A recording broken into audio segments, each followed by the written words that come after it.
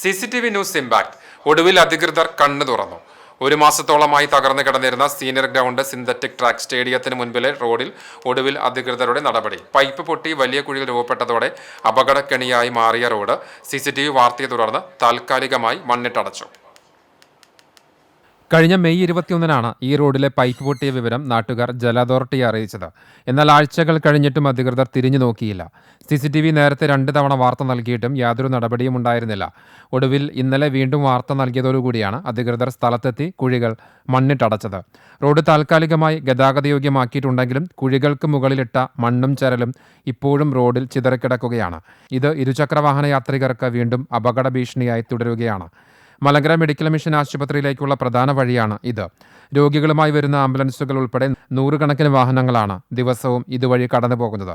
കൂടാതെ സ്റ്റേഡിയത്തിൽ പരിശീലനത്തിനായി എത്തിച്ചേരുന്ന കുട്ടികളും പ്രഭാത സവാരിക്കാരും ഈ റോഡിനെ തന്നെയാണ് ആശ്രയിക്കുന്നത്. താൽക്കാലിക പരിഹാരങ്ങൾക്കപ്പുറം റോഡിലെ പൈപ്പ് ചോർച്ച പൂർണ്ണമായി പരിഹരിച്ച് ടാറിംഗ് നടത്തി ശാശ്വതമായൊരു പരിഹാരം കാണണമെന്നാണ് നാട്ടുകാരുടെ ആവശ്യം.